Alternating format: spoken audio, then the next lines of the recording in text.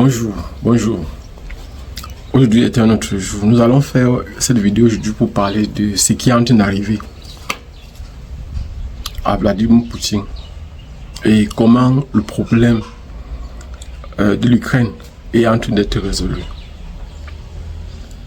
Dernièrement, le président Macron s'est venu en Europe, à Paris, avec près de 30 chefs d'État et de gouvernement. J'aimerais que vous puissiez écouter de sa propre bouche ce qu'il a dit. Et après ça, on va essayer d'analyser. Parce que vous savez qu'il y a eu un attentat contre le président Vladimir Poutine. On a voulu l'assassiner.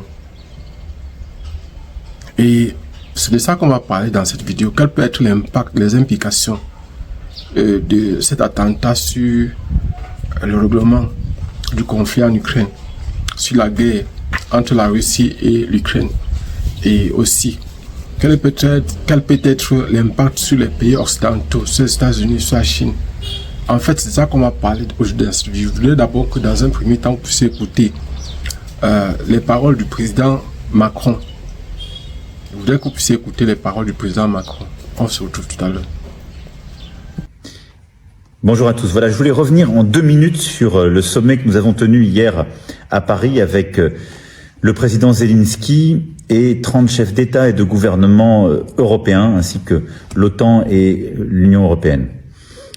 D'abord, nous avons décidé d'une aide bilatérale à l'Ukraine. 2 milliards à nouveau de soutien pour envoyer des équipements et tout un tas de soutiens très concrets pour que l'Ukraine puisse continuer à résister à la guerre d'agression russe. Alors, j'ai entendu beaucoup de choses sur cette aide. Je voulais simplement vous dire, elle est dûment financée grâce à la loi de programmation militaire, aux efforts qu'on avait anticipés, et grâce au financement européen et dans le cadre du G7 que nous avons décidé. Et donc non, cette aide, ça n'est pas une aide qui sera financée par des impôts cachés ou supplémentaires, c'est totalement faux. Et non, cette aide n'est pas inutile parce qu'en Ukraine, c'est notre sécurité qui se joue. Et si on abandonne l'Ukraine dans sa résistance, d'abord on ne joue pas notre rôle en Europe pour notre sécurité collective, et puis c'est notre propre sécurité, nos propres intérêts qu'on laisse être menacés. La deuxième chose, c'est qu'à l'occasion de ce sommet, on a structuré la coalition d'action pour une paix solide et durable. C'est-à-dire que tous les États qui ont été là ont dit, 1, on va continuer d'aider à court terme l'Ukraine, avec, comme la France l'a fait, des aides de court terme. 2, on est prêt à faire le suivi du cessez-le-feu le jour où il est justement décidé et signé par l'Ukraine et la Russie. 3, on est prêt tous ensemble à soutenir, financer, entraîner, équiper une armée ukrainienne suffisamment forte pour dissuader la Russie de la réagresser le jour d'après, ou pour réagir.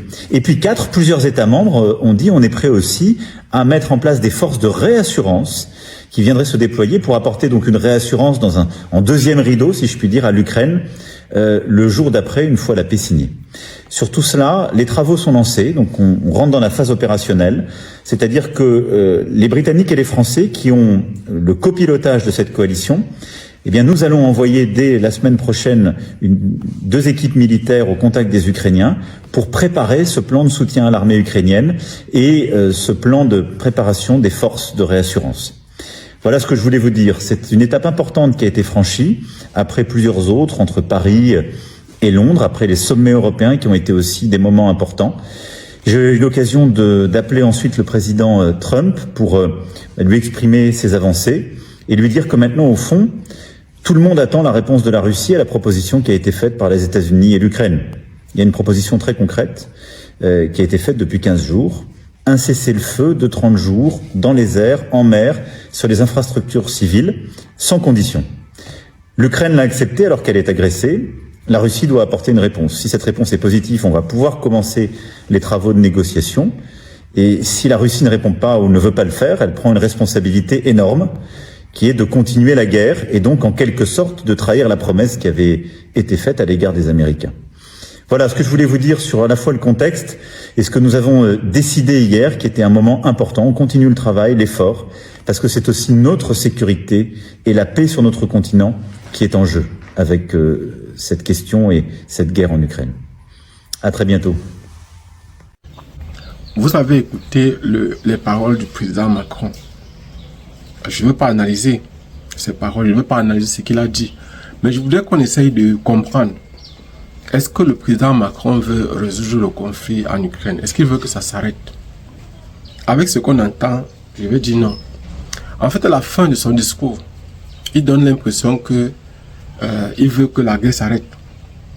Il dit qu'il a appelé le président Donald Trump pour lui dire que voilà, par exemple, nous sommes d'accord pour pouvoir dialoguer. Mais par rapport à ce qu'il dit, 2 milliards d'euros supplémentaires pour prolonger la guerre, pour donner la possibilité à l'Ukraine de se défendre, c'est donner aussi l'occasion à la guerre de continuer en Ukraine.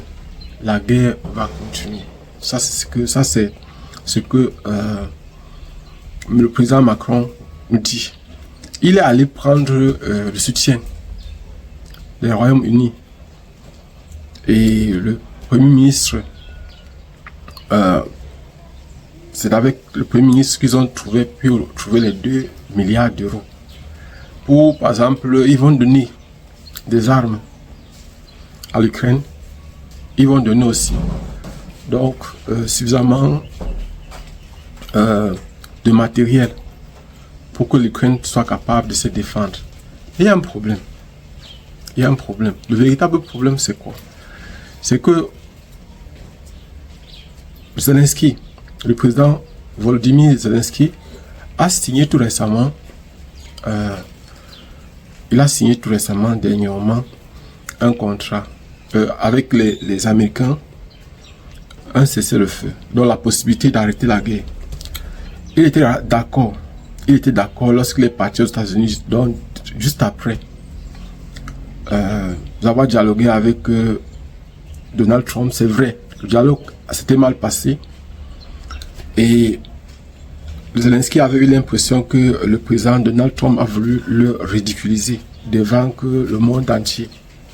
Et on a eu l'impression que par exemple Donald Trump avait pour intention d'humilier le maximum possible Zelensky. Il a d'abord fait le président Macron. Ça faisait que Macron est comme un caillou dans la chaussure de Vladimir Poutine aujourd'hui.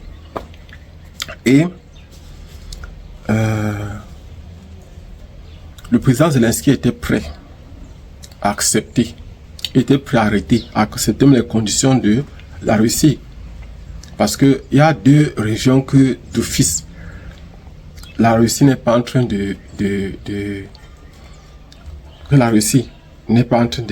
vouloir laisser. Il y a la Crimée, il y a le Donbass.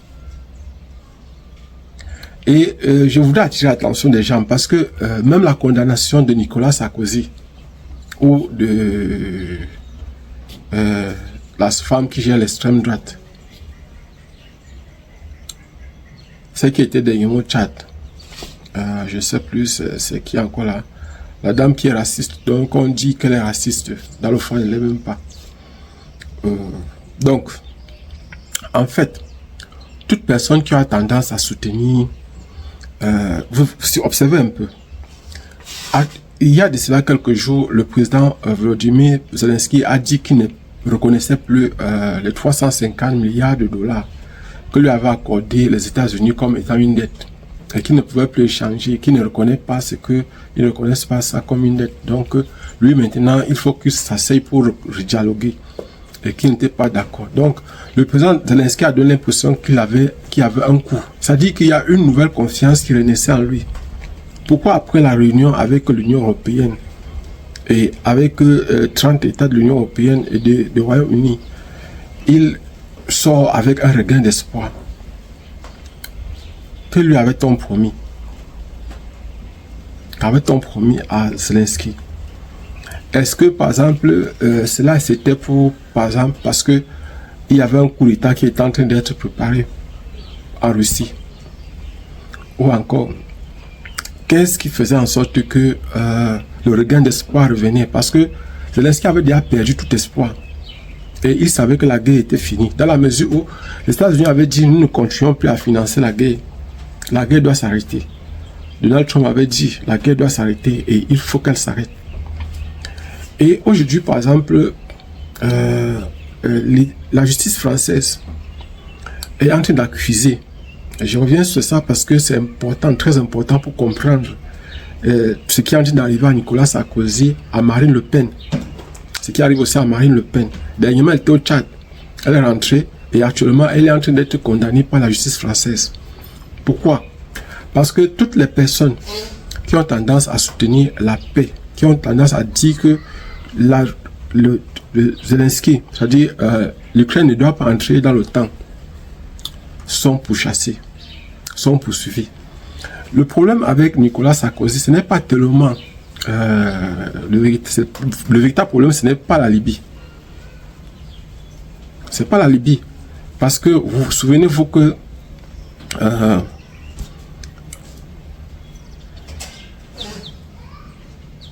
en 2012, je crois, Sarkozy perdait les élections.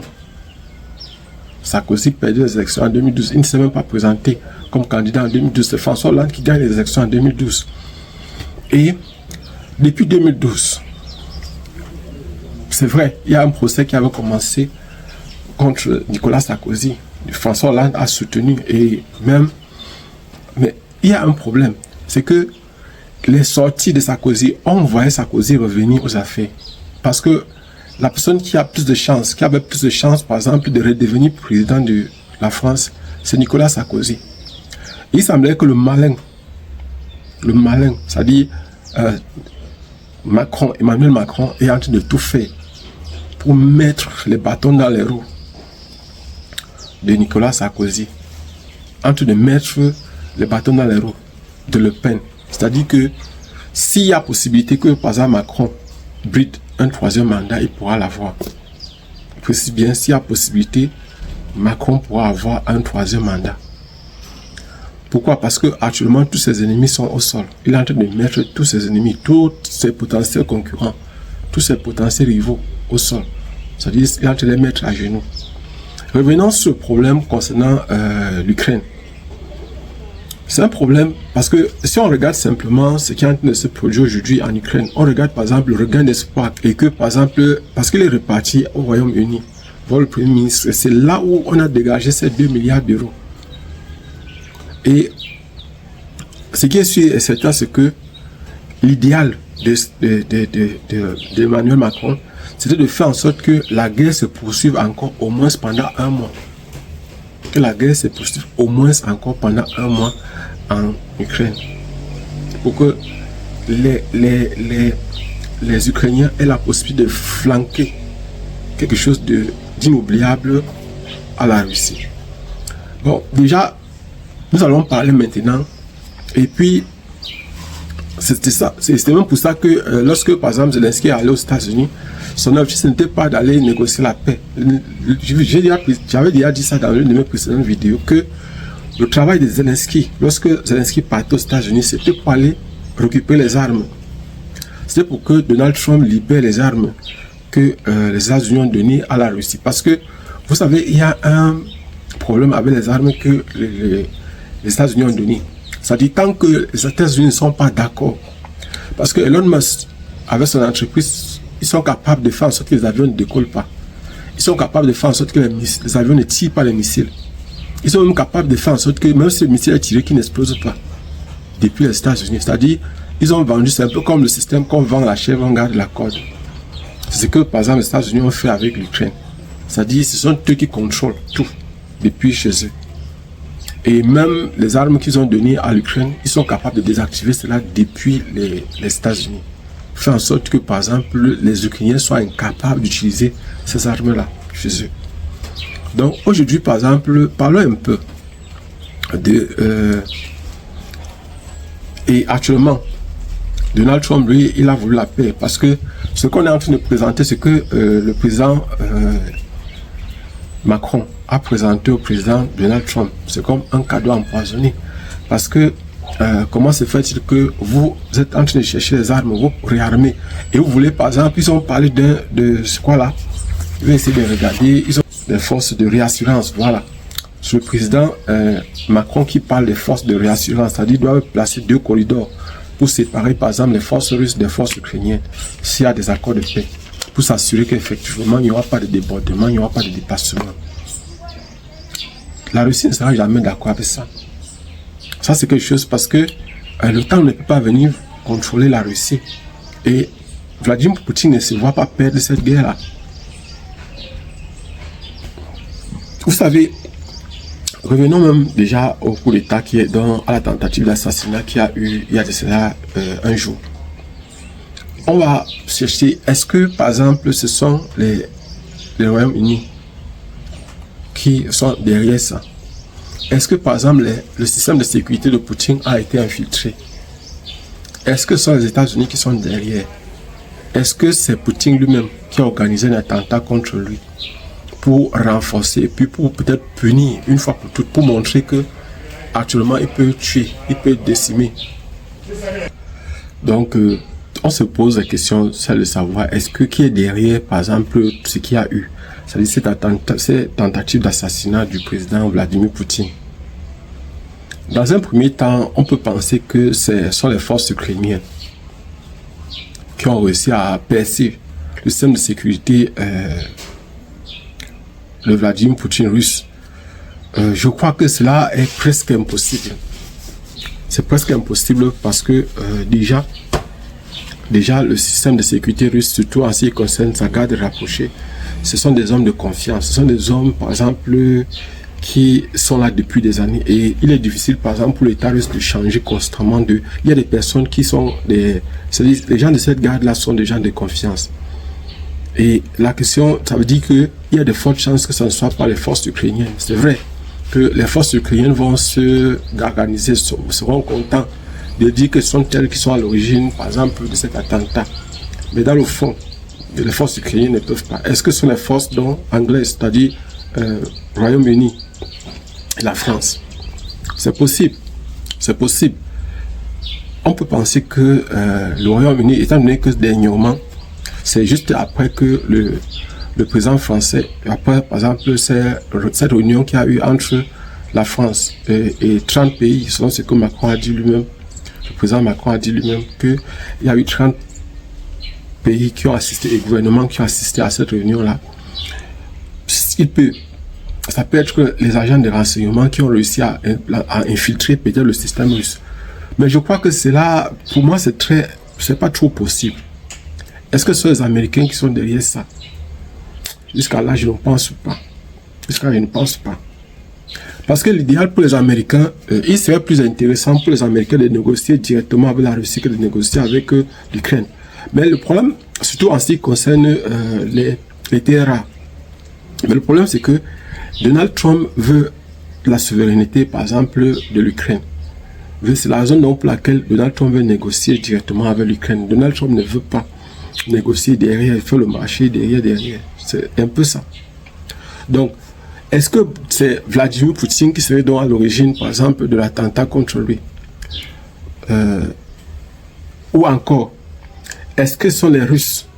Parce que depuis un temps, on parle des généraux, de certains généraux qui seraient mécontents. Surtout avec la mort de celui qui gérait Wagner. Celui qui gérait Wagner. De l'ami de Poutine qui gérait Wagner.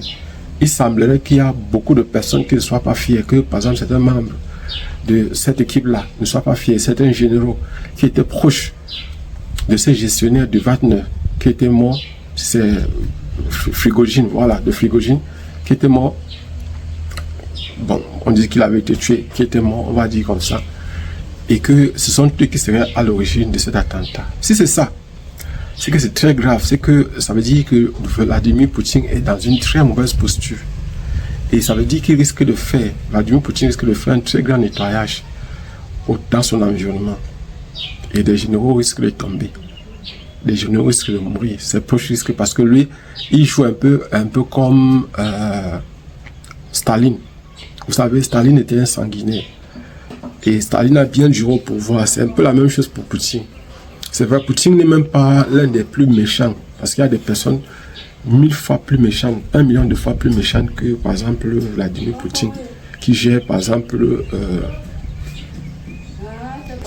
en fait, si ce sont donc les proches de Vladimir Poutine qui sont à l'origine, ils risquent de faire un très grand nettoyage autour de lui. Donc, ça veut dire qu'il y a de fortes chances que, par exemple, ses plus proches soient en danger. Et est-ce que c'est donc possible que ce soit lui-même qui a organisé ce business-là? Étant donné que c'est un business qui a bien marché avec Donald Trump, est-ce que Donald Trump lui aurait conseillé de simuler un attentat contre lui? Et pour quelle raison?